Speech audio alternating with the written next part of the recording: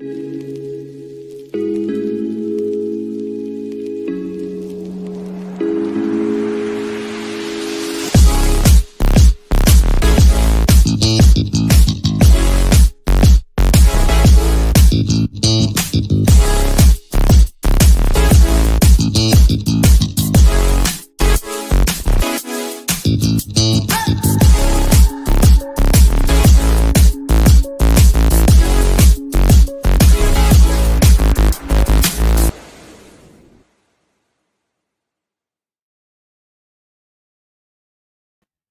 good evening, and welcome to the Villa Park podcast. It's me, Rich, and I'm back with your match preview for Aston Villa against West Ham. I was going to be saying I'm on my own, but George has just come in. We had one or two little technical issues, but he's back now. Hopefully back and raring to go. How you doing, my man? Hello, Rich. Can you hear me okay? You can hear you loud and clear, mate. I was there, until the dying embers, and then just as we're about to start, it went off. Yeah, I'm all right, mate. I'm all right. As long as this stays on, I'm doing good. Yes. You're in your little man cave. You've braved it because we've had you on your phone. We've had you in a pub. We've had you everywhere at the minute. So hopefully just got a couple of new heaters, right. Rich. So I've heated the place up. I've had a good clean up in here today. So yeah, it's been decent. It's looking nice, mate. It's looking very nice. Yes, good. We've got people in the chat. AVFC evening. He's the first to hit that like button tonight, and he urges everyone to be good and do the same for the pod up the Villa. There you go. Simon has told you all. Make sure you hit that like button and hit the subscribe button. We've still had amazing growth over the last week, 2, 3, 4 weeks. Obviously, we hit 5K. We're almost at 5,200 already. So I think we'll hit 6,000 in no time. So it's all your support. Thank you so much. But continue to like and subscribe and keep your comments flowing. I think Stephen's in the house. Good evening to PJJ. Mr. Green was asking when we were on. Says, Fowler, what a man. Bear in the Garden, good evening to you as well. And James, I know you're in as well. And Stephen, as I said before, great to have you in the chat. So keep them coming, keep the comments coming. We're going to obviously talk about West Ham on Sunday, but I haven't spoken to you since, I don't know when you, it might have been the last preview for Arsenal. Obviously, we were both at Arsenal. Great comeback. But then Wednesday night, mate, or Tuesday night, just what happened? It's just a damp squib of a performance, wasn't it? Yeah, unfortunately so, mate. So we got very excited after the comeback against Arsenal the other day, and it was starting to look a bit rosy in the Garden. 2025 had started off pretty well, considering. But yeah, I don't know. It just felt the other night we looked a bit shattered, didn't we? And a little bit. I think it took its toll, that comeback, and it was a tough game at Arsenal, wasn't it? And I was always a bit fearful of that Monaco game in truth. And yeah, and sadly, it come to fruition, and we, that was a bit of a costly defeat, wasn't it?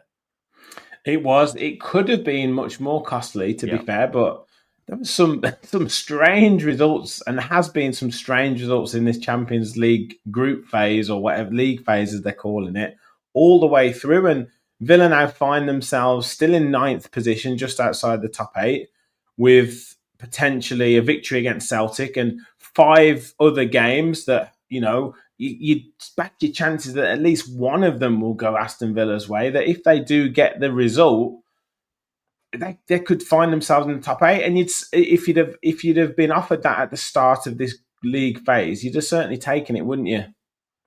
Oh, of course you would, mate. Jesus Christ, we've waited our whole lives to get into the Champions League. It could have gone a lot worse than this, and we could have, still thought, we've made it. We've got to the Champions League. Plenty of teams over the years have, look at Newcastle. They tried to give it a fist in a tough group the other year, but ended up going out in the group phase, didn't they? So if we get through, it'd be amazing. Yeah, I think it's just because we've been up there the whole time, isn't it? It feels like we've been up there pretty much the whole way through, and it would just be a bit of a sickener to miss out on the top 8 right at the last embers of it. But if it is, mate. What is it? Well, it does matter, but it's going to be another 2 games, another 2 magical European nights. Who knows how long this fairy tale will last? So we'll just take whatever comes. Yeah, exactly. But yeah, I think I'm still quietly confident. We've got to do our job first, Of and course. we've got to beat Celtic. They'll be, I'm sure, up for the game. They've obviously qualified for the knockout round, so they'll be happy about that. After their record in Champions League football over the last however many years. So yeah, whether they kind of take their eye off the ball slightly, although for them the Champions League is, I mean, it's the pinnacle for Villa, but with all due respect, when you're playing against St Mirren and St Johnstone and teams like that, you're crying for the games against the likes of Aston Villa, so they'll be massively up for it. But it's going to be a massive game, and we look forward to it. But before that, we have the small matter of West Ham coming to Villa Park on Sunday afternoon, and seems like 5 minutes ago that we played them in the FA Cup, and we've obviously had a few sort of run-ins with West Ham this season. We've obviously the John Duran saga, playing them and beating them first game of the season. Then, Graham Potter coming in after Lopetegui getting sacked, us beating them in the FA Cup. It seems like we've had a lot of goings on with West Ham this season so far. Yeah, we have, mate. To be honest, I'm a little bit bored of West Ham. I think this is the third West Ham preview I've been on for as well. So I'm thinking to myself earlier, what more do we say about West Ham? You know what I mean? Yeah. But we won. We played 2-1-2. So let's just complete the set, mate, and get the match ball and see them off for a third time. Exactly. Adamski said too much ham. Yeah. Absolutely, mate. Absolutely. And but obviously they've, I guess, for Graham Potter, and this is always tempting fate before the event, but I don't know whether he might have anticipated the job being a little bit easier when he came in, or he might have anticipated there being a bit more of a kind of response or new manager bounce or whatever you want to call it, but it hasn't necessarily been the fairy tale start that he would have expected. No, obviously the recent defeat to Palace last weekend would have been a big blow to him, because I think the week before that they had a good win at home, didn't they? They beat Fulham, if I remember rightly, about 3 or 4-1. So that was a decent 3-2. result. I don't think it was a great performance, though, if I remember. Oh, okay, but you're right. Just take the result as it is then. It's a good win, isn't it, against a good Fulham team this season. Absolutely. And he probably thought they were off to the races, but all season, I said it on the last time we previewed this, West Ham have kind of been the flop of the season for me. There was a lot of hopes for them, a lot of hype around them. They'd won the transfer window like we always used to win, and it seemed that they were set up for a good season, but for whatever reason that hasn't happened. There's been a change of manager. The star man Paquetá looks like he wants to get away, and he doesn't. I know he scored against us a few weeks back, but he hasn't really dazzled this season for them. Jared Bowen's get a few injuries now, and the new lad Fulkrug, who they pinned their hopes on to be the talisman, he's had a few injuries and not really got going this season. So yeah, I think Potter, really, they're not going to do much this season, are they? They're just going to be in that sort of probably that upper bottom half. Just finished the season. Obviously, they're out of the cup thanks to us.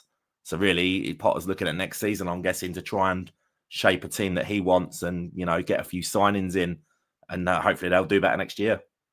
Yeah. Matty, who's actually subbed and liked and subscribed to the channel tonight. Thank you very much, Matty. He said, "Stop Kudus and you stop West Ham," and it kind of looks like that at the minute. I know you mentioned in the group in our WhatsApp group that Jared Bowen is back in training. Whether he's going to be contention to be fully fit, or I'm sure they'll try and get him in the squad somehow. But yeah, essentially, is it as simple as that, as stopping Kudus at the minute, and you kind of stop West Ham? I wouldn't go that far. I don't think we've been good enough this season to be sort of as flippant as that. They have got good players. Whether they've done it or not this season, is up to people up to everyone's mind to decide. But they've got good players all over the pitch. They've just not had a very good season. I'm very pleased the lad Somerville's out, because he gave us some real problems in the cup the other week, didn't he? Yeah. He's definitely not playing, so that's decent. But yeah, no, they've got good players, mate. And we have to turn up. We can't have none of these, like a no-show like the other night. Otherwise, they could still beat us. So yeah, it's still a good side.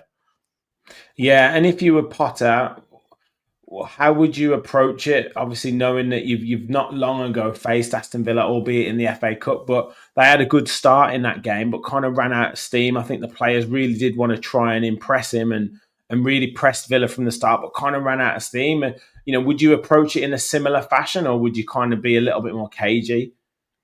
No, to be fair to them, mate, I'd probably go out the same, because everyone knows we're susceptible to an early goal this season. Take a shot between 5 and 10 minutes, and chances are, mate, this season it's going in. And, that's what they did the other week and got an early lead. And I thought, to be honest, West Ham were good value for that lead for 60, 70 minutes. And all Villa did is what we can do sometimes, is just find 20-minute burst, and we managed to score a couple of goals and turn the game on its head. But over the 90 minutes, I'd probably have to say West Ham were the better team there, and they'll be very gutted to have lost that game. So, we'll see what happens this time. But yeah, I'd say, yeah, just go at us early and see if we're half asleep from the Monaco game. Yeah. I mean, Bear in the guy says, can we keep a clean sheet? VFC basically says, please, Villa, don't concede early. And that's been the problem with Villa, hasn't it? It's been so often this season that it's not only an early goal, it's literally the first shot on target that the opposition has had. And what is that? What do you put that down to? I really don't know, Rich. It's annoying, though. I know that, because it when these trends occur, and it just keeps happening, and it just puts you like on the back foot straight away, doesn't it? And the day's a lot harder than it could have or should have been. And we just got to stop going 1-0 down. Really, we've rescued a fair few points from losing positions, but you can't rely on that every time. And if we hadn't have conceded a lot of these early goals, we probably have had a lot more points as well. So I don't really know what you put it down to. Is it concentration? Is it in the players' heads now that this is something that happens and we can't stop it? I mean, I'm not sure, mate. I think sometimes I think we overplay a little bit. I think sometimes if we're doing this and we've got this pattern, get through the first 15, 20 minutes, play a bit different before you start taking risks and playing it around at the back and, giving the ball away, because we're bloody good at giving the ball away, which is the reason half of these goals have occurred. So I don't know. It depends how important Emery feels it is. Yeah. PJJ said first half against West Ham was the worst he'd seen since the first half against Leicester. And the guy said the early goals piles pressure on our forward players, which obviously it does, because then strikers start snatching at chances. They know how important trying to get back in the game is. It just becomes a bit of a vicious cycle, really. Weston said it's definitely in the players' heads now. It's a mentality thing. Now, you talked about kind of West Ham maybe trying to start on the front foot, catching us out this early goal. How do you see Villa? Like we talk about this. I feel like we talk about this every single week, but where are we going to get off to this fast start? I think we did against Brentford. I think we maybe did to a certain extent. Or we did against Man City. But can we see this? Can we see this start coming up against West Ham? It's difficult, Rich, this season, because we're I know it's a very fashionable word at the moment, but we're very transitional as a team, the way we play. So as we try and attempt these fast starts, it only takes one stupid pass that doesn't go where it should go. We're on the attack. We give the ball away. You can count 1 to 10 and it's in our net. So, when you're trying to start fast, it often ends up going the other way and you're 1-0 down without, even though you're playing what you consider to be the right way, with stupid errors end up costing you goals. So I'm not too bothered about a fast start. I just want to stop the other team having one. And maybe we can just settle down into the game. And once you're 15, 20 minutes in and you've not conceded, it can build a little bit of confidence. And you sort of, it's not going to happen this week, lads. Maybe we're over it now. Yeah. No, I agree. Now, I haven't got a picture of him right now, but I will get one. But when you talk about kind of giving the ball away, Morgan Rogers at the minute, I mean, is there a bigger drop off in performance at times than Morgan Rogers? Because sometimes he's absolutely incredible, but then you look at like Tuesday in that second half and you think, this guy I don't know if he's ever kicked a football before. And then, has there ever been such a gap in performance level? Not even game to game. Sometimes it's actually in games. How can we get him a little bit more consistent? Yeah, you say about that drop off, Rich. I've just had 2 hours on the dartboard with a little break. First hour, mate, I was playing some great stuff out here, loving life, full of confidence. I've gone in and had my dinner, mate, come back out, and it was like a different geezer come back in. So So there's a similar drop off between Morgan Rogers and me on the dartboard, mate. So I've got a bit of sympathy. But no, it's, moving away from that, it is a bit annoying, isn't it? And he can be up here, or he can really he loses the plot, doesn't he? I think a couple of loose balls here and there, and that's him done, isn't it? He knows he can't. He just keeps doing it over and over. For me, I think he's dying for a bit of a rest, mate. He looks like overworked. He's only a young boy at the end of the day, and he's played a lot of minutes. He's had a lot of pressure on his shoulders this season to try and be our main man, and I think he could do with being out of the firing line for a little bit, but it depends whether we can do without him or not. That's the thing. That's the thing, because if you catch him on it, and he, to be fair to him, he's had more good days than he's had bad days, and he's had more good moments. Like I say, you have these players in your team who, if every 5 times they attempt something that's a risk, and they give it away 4 times out of 5, then that 1 time out of 5 you score a goal or they score a goal, then sometimes it's obviously worth having them. It's just that other players around him, I'm talking Leon Bailey's and players like that, haven't been at the level. So it's really stuck out because we've literally just been relying on Morgan Rogers to be our creative outlet. So that's where it becomes so frustrating at times when he does just give the ball away, and it just seems so sloppy as well. That's the problem. It's like he's not really thought about the situation that he's in. He's just kind of tried to play it first time, and then it's just put us under so much pressure. It's so frustrating. I mean, Weston says, got to say it at times, I can't stand watching Rogers lose the ball. And the problem is he does nothing to try and win it back. He just stops and watches. Bear in the Garden, could we start to play 20 to 110 minutes instead of 0 to 90? Yeah, that would be good. That would be good. Kevin says, Rogers does nothing, loses the ball, then suddenly beats 2 players and scores. An enigma. That's exactly what he is. And, that's why we love him, and he frustrates us in such equal measure. Prefer him out on the left. He definitely holds on to the ball better on the left. Or even if he doesn't, because Tielemans is in the 10, Tielemans does hold on to it better, which takes the heat off of Rogers. I don't really like Rogers in the 10. I just think that he doesn't get the space there to express himself. No, his touch receiving the ball with his back to goal can be a bit sloppy. Whereas in the wide areas, he'll pick the ball up more kind of side on, and he's able to run at the player that he's marking, or he can cut inside. On that first touch, he's cutting inside. Whereas in the middle, he's receiving it most of the time with his back to goal, or if he's trying to turn, like you said, there's no space, because if he's turning on the halfway line, then great, because he can turn that man and then get running with it. But if it's on the edge of the box, particularly if against a team that plays this, the low block that everyone likes to call it, basically defending deep. If he's playing against a team that defends deep, then he's in trouble because he's got no space. And it's when he tries to play the one-touch passes that he gives the ball away quite often. That being said, he does have quite a good link up with Ollie Watkins, and that then sometimes works. But it's more when he's in that inside left channel, crosses it, or plays a quick pass into Watkins, or vice versa. Watkins is in that left channel and he plays it across to Rogers. So that's where it works better. But yeah, we'll see. And obviously we'll get your predicted lineup in a second and talk about how what your starting lineup is. People, we've got nearly 200 in the chat on X and on YouTube. So please do hit that like button if you've just joined us, and hit the subscribe button if you're new to the channel. And if you do want to become a member, we did do a members prize. I remembered, and Rachel won last show. So if you do want to become a member, then please do click the link at the top pinned at the top of the chat. It's just $1.99 a month to support the channel. And yes, we do prizes and we do all sorts of stuff as well for our members. So please do click that link and become an official Villa Pod follower. So lots of people in the chat are talking about unleashing Donyell Marlon. Matty says Donyell will be hungry to make an impact. What are your thoughts on Donyell Marlon? Do you think he gets his debut on Sunday?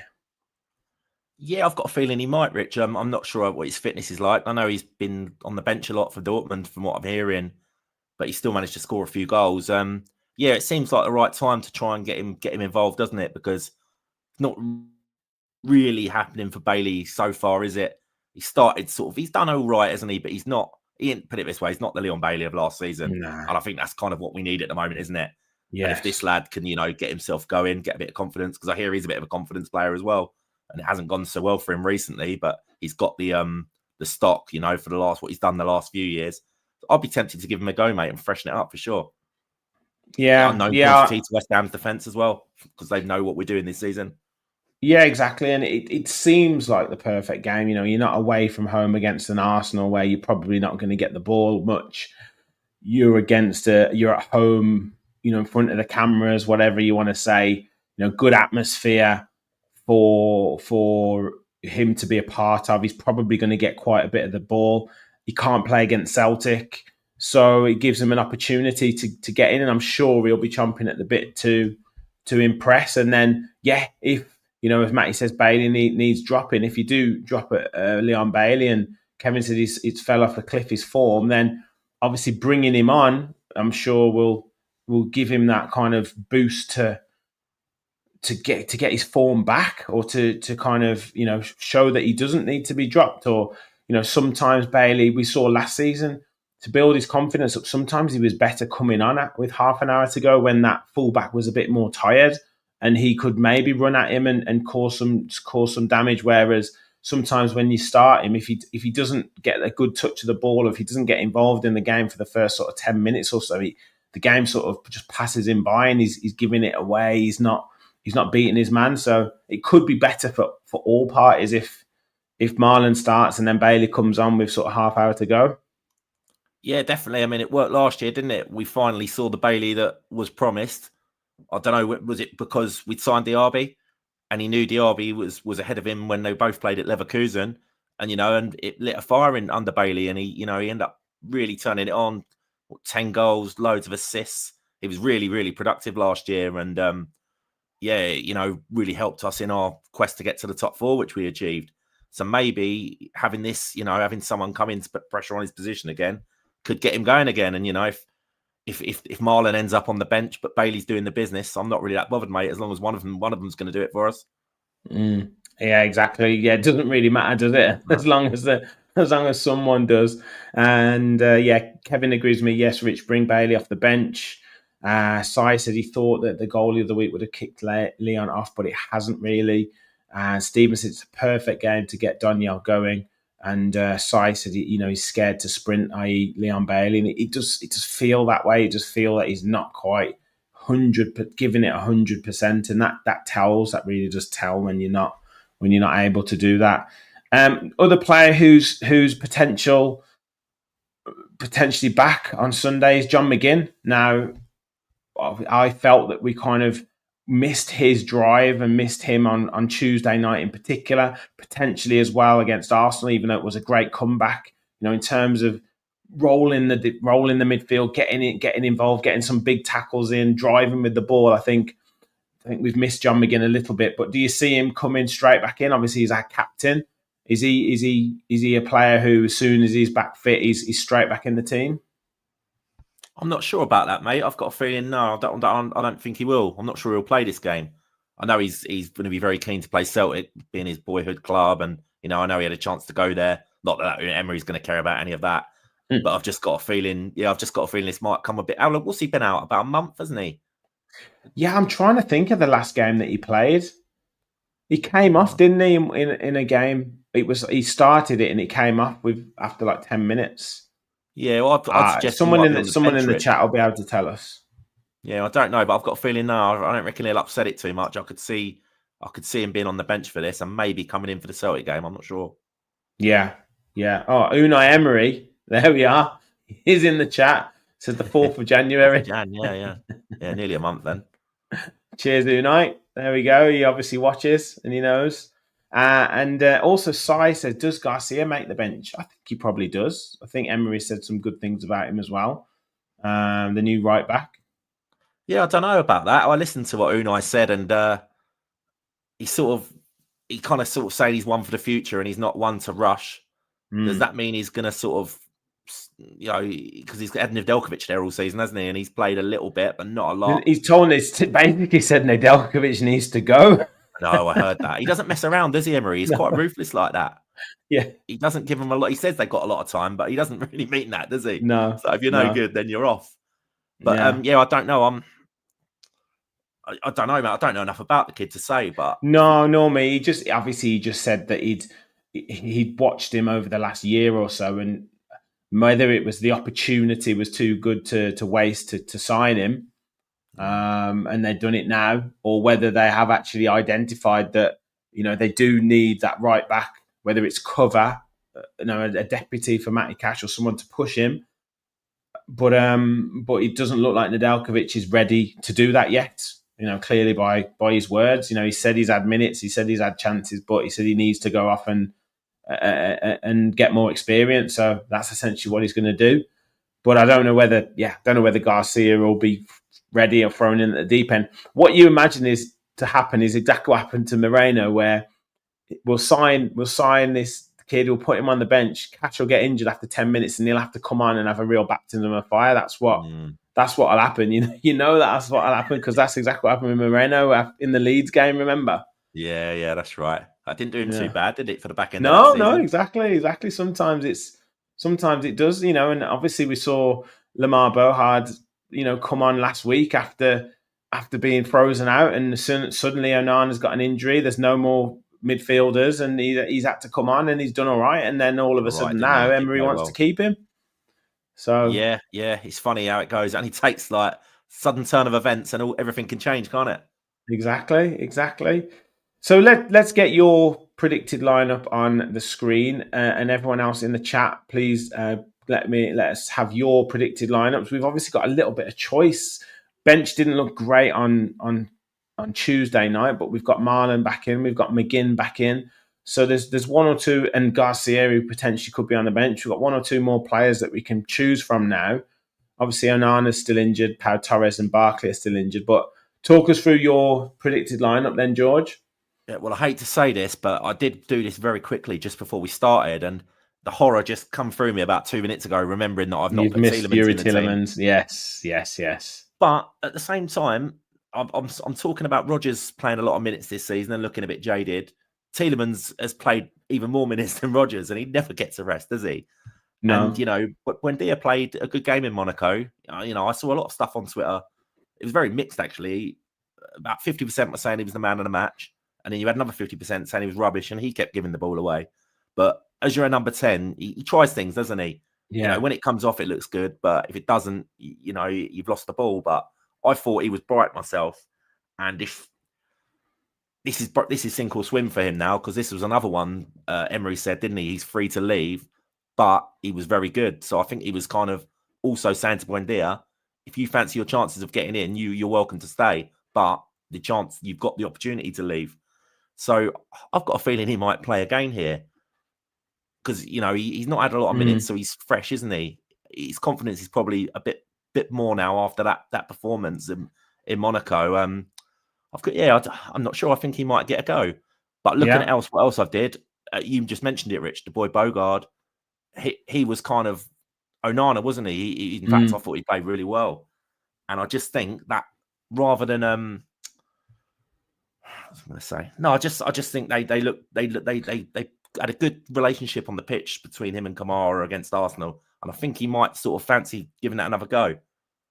Yeah, I mean, I don't know if Tielemans won't play, but I can understand your rationale in Tielemans and Rodgers maybe having a little bit of a rest, purely because now the game against Celtic becomes huge, doesn't it? That's the bigger one, Rich. It becomes huge, so you've then got to consider, okay, who has played a lot of minutes and who can we potentially rest? Because it's not like this game is a Saturday. It's the later game on the Sunday. So then essentially they've got Monday and Tuesday as sort of rest days, and then they're straight into this huge Champions League game on the Wednesday.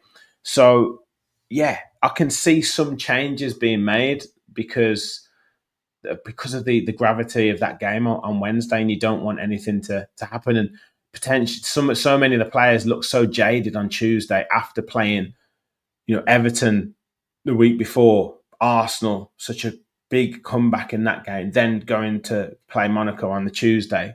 So I could potentially see some changes. Let's just see if anyone's in the comments. I don't think anyone's talked about the actual starting lineup, but but yeah, that could be an option. I know we had Max who put his options out there using the Football Insider predicted 11 software. So he's got Rodgers in there. So he's got Tielemans, Kamara, Rodgers, then Ramsey, Watkins, Marlon. So no Buendia, and then Digne, Mings, Konsa, and Cash at the back, which obviously is at the minute the number one defensive lineup. But again, he started with Maatsen against Arsenal. Digne came back in against Monaco. Could you see potentially Maatsen starting on Sunday as well? Yeah, there's a chance, but I think like that it didn't go great for him at Arsenal, did it? He was taken off at half time, which is not, it's not rare. Emery does that to players, doesn't he? But I didn't think he was great either when he come on against Monaco. No. So I think Emery might be thinking, do you know what? I'm not too sure about this guy at the moment. With Luca Digne, he's durable and he gets through the games. I reckon I'd say it'd probably be Digne, but it would definitely be Digne against Celtic anyway. But yeah, we'll see, mate. I don't know. Yeah, well, who do you reckon to play, Rich, there? Who do you reckon to be left back? I think he might go Maatsen. Maybe, yeah. Now I've thought about it, I've literally, as you were talking about Tielemans and potentially resting Rodgers, I thought about the importance of the game on Wednesday and the fact that there isn't a huge amount of resting time. So when I've thought about that, it's like, okay, he could potentially play Lamar Bohard now because he's seen him and he could potentially start him. He could potentially start Maatsen. He could potentially start, Ramsey instead of Rodgers, or Buendia instead of one of those, Marlon instead of Bailey, Duran instead of Watkins. He could start those players. So there are options there that he's got. So he can now think about that squad, and there's also a potential of sort of catching Graham Potter off guard a little bit, with who he starts and what he might be thinking. So that's again a potential there. Unai Emery in the chat has said Martinez, Cash, Konsa, Mings, Digne, Tielemans, Kamara, Marlon, Buendia, Rodgers, and Duran. So a little bit of a hybrid there. Kevin says Marlon, Rodgers, Ramsey, and Duran are his front four. Rob Henry says Rodgers needs a break. So yeah, that could be one person who won't be starting, and it's a super chat from Unai himself. Says, when will we shift Hawes? And I don't think Courtney Hawes will be in the squad. Retired. No, he's still around. He's still around. But thanks for the super chat, Unai. We much appreciated. Much appreciated.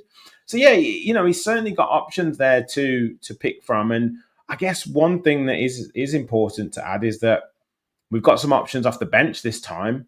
And it was the bench that won the game for Villa in that first game of the season, if you remember. I think it was Maatsen, Ramsey, and Duran that combined for the winning goal. So, yes, the team that starts is important, but certainly what you can bring off the bench is almost even more important. Yeah, no doubt about that, mate. And recently, we did get everyone back for a very brief period, didn't we? But then all of a sudden, you're 4 or 5 players down again, and the last couple of weeks, the midfield's been decimated, hasn't it? With Onana, Barkley, McGinn all going down at the same time. That's where you really need the depth on the bench, I think, in the midfield. And it's nice to have McGinn back. And I don't know how long Onana's out for. Hopefully not too long. I saw they say he don't think he will feature, so it doesn't sound like it's a really bad injury, does it? No, I don't think he's going to make the Celtic game. There's possible that within that in mind, I doubt he'll make the Wolves game, but I would imagine possibly the Tottenham game, the 7th of February, the FA Cup game, gives him 2 full weeks to get back fit. So I'd imagine something like that. If McGinn's back in, then it probably gives us a bit of time to rest to make sure he's back fit. I'm unsure about Barkley though, because he hasn't mentioned a time frame on Barkley. It's a shame, really, because he was playing really well as well. Good season, isn't he? Yeah. Real shame. Saev FC said he's Onana's had a complication. He's read, so it's a little bit longer. He's becoming a bit frustrating, isn't he, with his injuries, Onana? Yeah. Probably something that they need to do in terms of whether it's his preparation, whether it's his diet, whether it's his kind of training plan, his regime. They'll have to do something with that, like in terms of building up his strength or something like that in his legs. Or, he's quite a long-limbed, tall guy, isn't he? Yes, he's big, Yeah. but perhaps he's putting more pressure on certain parts of his body that are causing these injuries. They always say like these things where you go and see a chiropractor or some sort of, and they'll do something with their back or they'll do something with their nerve endings or something, and it'll click. So maybe there's something that they need to find that's causing these little niggling injuries for him, because I think that's something that hampered his time at Everton as well.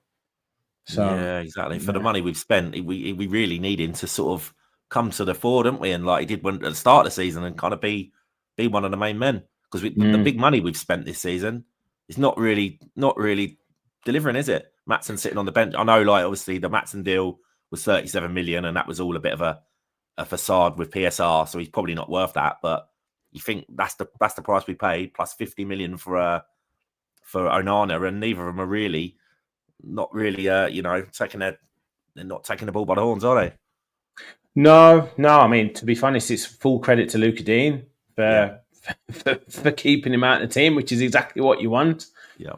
But yeah, Onana's been a bit of a frustrating one, because every time he seems to be getting into a rhythm of 3 or 4 games in a row, he then gets injured, or he doesn't have quite as good a game, and then he's kind of someone else is coming in. So yeah, he's probably taken a little bit longer to get going than we anticipated, but we'll see. We'll see with Only in him. We've time, I still got suppose, isn't good there? players in that midfield, and yeah, we'll be good. We'll be good.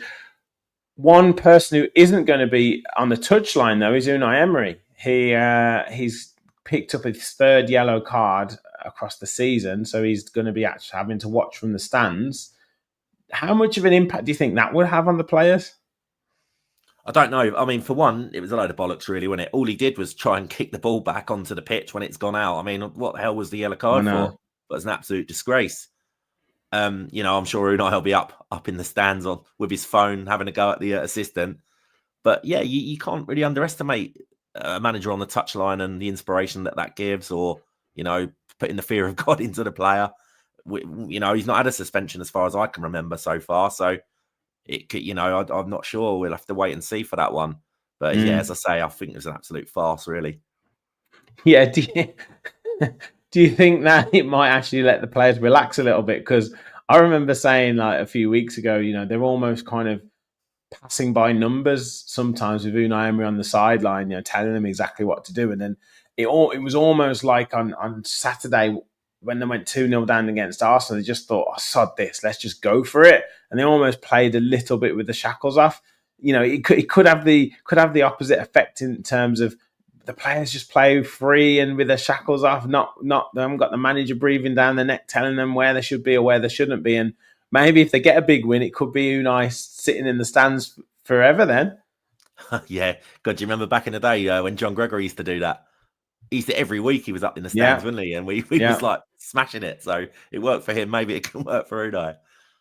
Yeah, exactly. We'll be crying. We'll be saying, "No, get back Yeah. up." And then that they come back. They come down after 20 minutes though, because they've had it. They're not doing what they've asked them to. So, or the assistant's not telling them what to do properly, or something like that. So, yeah. It'd be interesting to see, like you say. A comment from Unai Emery again says, and I did actually message this to you boys. I think it was, I don't know if it was Villa Stato or if it was John Townley, but he put Watkins has been involved in 99 Premier League goals in 168 appearances for Aston Villa. If he scores or assists versus West Ham, he'll be the fastest player to 100 goals or assists since Kevin De Bruyne in July 2020, and the fastest Englishman since Kane, which I think was in 2017. I mean, that's a hell of a record, isn't it? Yeah, fantastic, and fair play to him. Like I said to your mate Mickey in the pub the other day, concentrate on what Watkins does do rather than what he doesn't do, because that's some great stats there you just read out, Rich. That shows you how involved he is game to game over 4 or 5 seasons. His goals and assists, it's all there in front of you. All right, we know he misses a lot of chances. He's always missed chances, and he probably always will. But you don't get all the other stuff he does do. You don't get that from a lot of strikers. So you've got to appreciate what you've got. And yeah, I'm still very very proud of Watkins, and I'm delighted he's our main man.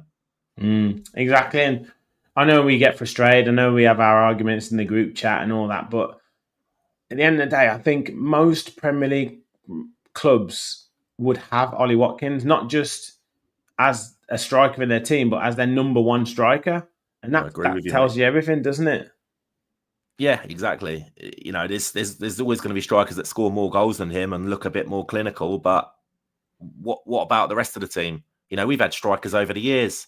You look back to like Codger, Ross McCormack, Darren Bent, people like that, goal machines. But it's no good getting a goal when your team loses 3-4-1 every week, is it? Which is what used to happen back then, because they didn't put the graft in. They just put the ball in the net and thought their work was done. Whereas Ollie's a bit more all round, isn't he? And he works a lot harder for the team, and I don't think you can underestimate that.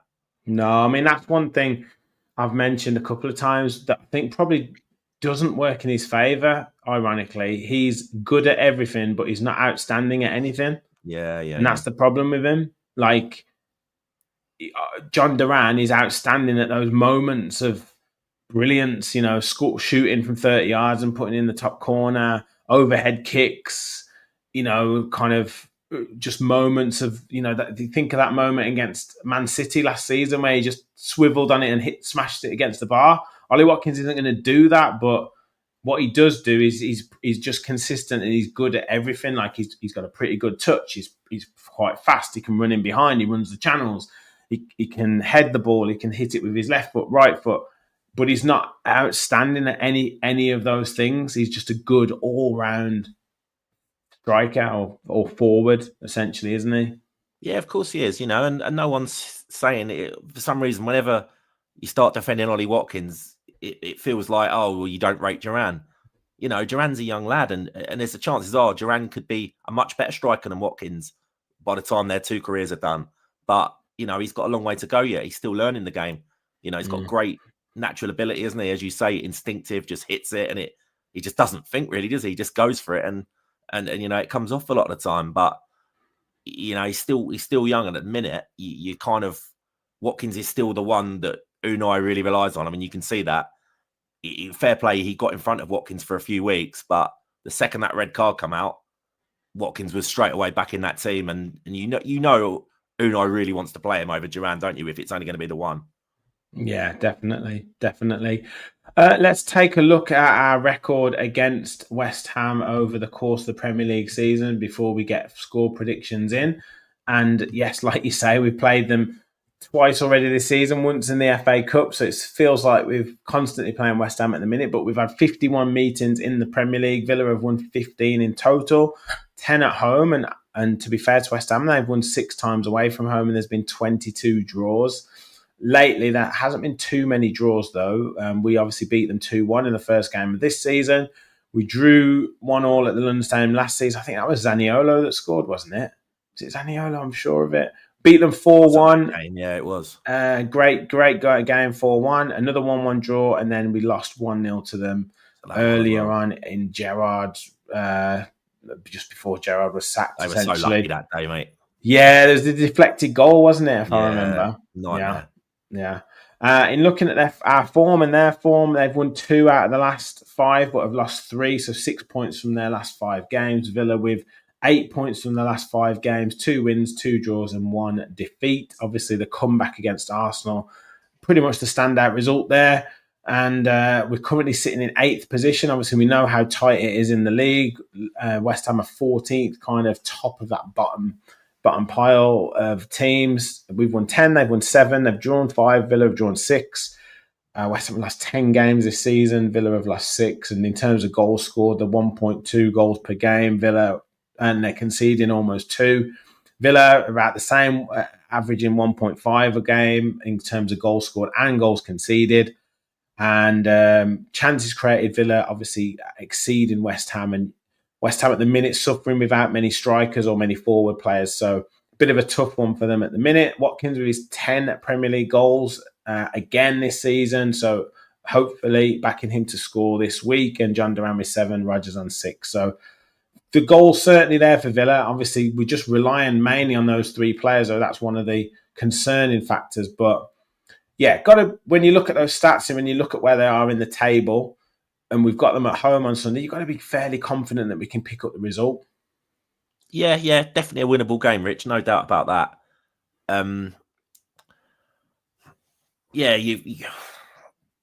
again, it's the only concern for me is just our results after Champions League games this year. I think it's like I knew you 5 were of going to them. say that. I think Yeah. it's literally the last 5, and we haven't won any of the games afterwards. But Do you put? Are this you looks put like it? a more winnable fixture than some of the others. We've had Yeah. some tough ones. Do you put that down to the fatigue, or what do you put that down to? Is it mentality? Is it fatigue? Is it just coincidence? Like, what do you put it down to? Well, I think we've chatted about this on a pod before, and I kind of just said that it's just our inexperience of this, and it happens to other teams too often for it not to be a trend, like not to be a thing. You know, Newcastle suffered exactly the same. We're just not used to, with Champions League. I mean, I see a lot of crap the other day about Monaco saying, "Oh, they're like a championship team. They're this, they're that. We should roll them over." And I just thought that was very, very arrogant. Like they're 1 point behind us I think they're level with us now in the Champions League. So they're a championship team. What are we? They're seasoned veterans in the Champions League. They've been at finals. They've got a bit other than our 1982. They've got a decent European pedigree, a lot more than we have in recent years, anyway. So I just sort of sometimes think these are high pressure games against good quality sides, and that takes its toll, mate. A team's So, would you? top teams Is can it handle it, mental? but Is it mental as opposed to physical? I'd say it's probably a mixture of both. Concentration, yeah, plus the physical exertions. The travel. I mean, Monaco's not a million miles away, is it? But just something that we've not really been used to doing up until last season. They're not excuses. It just seems to be the way it goes, mate. And I'm sure eventually we'll get over it and get past it. But at the minute, that's what's been happening, isn't it? So we need to try and put an end to it. Hopefully, starting on Sunday. Yeah, no, it is. It's got to be more than just a coincidence because, like you say, it's been 5 or 6, however many games it's been that we haven't won after the Champions League. So there has to be something in it. I mean, don't get me wrong. The Bournemouth game, conceding a goal at the last kick of the game, has absolutely zero to do with playing in the Champions League. But albeit that's the result that you get. The Man United game, you could say yes, there was a bit of a hangover after the Bayern Munich game. I can't think too much of the other ones in terms of what we've had, but was the Spurs away? I think was one. Spurs away, yeah. It could also be a situation where, if you look at the season Champions League teams, I wouldn't be able to sort of say this for a guarantee, but certainly the English teams, you look at say Liverpool or someone like that, the chances are they're changing like 4 or 5 or 6 players. Maybe not so much with this league phase situation, but certainly in the group phase, you could almost play like, for 2 of those games, you could kind of phone it in and just play like a reserve side in the Champions League, and then you make a totally change 5 or 6 players then for the league game on the following weekend. So you can certainly rotate your squad, and obviously you've got a higher caliber of player and more players at a higher level. Whereas I don't know if Unai Emery feels the security yet to be able to kind of rotate his squad as much as he maybe would like to.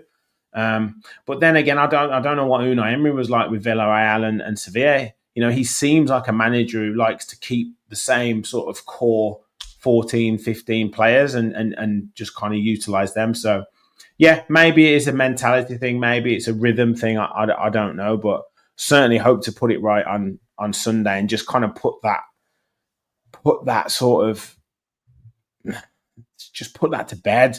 Just put that kind of excuse to bed. Like, oh, we're not good after the Champions League. I'm sick of pundits saying it. Like, I can't manage the Champions League and the Premier League. It just does my head in. It's just, it's a set. I don't buy the fatigue. I just don't buy it. But I understand it's there, but I just think like these guys have every single thing, like, in front of them. They have the best training facilities, the best this, the best that.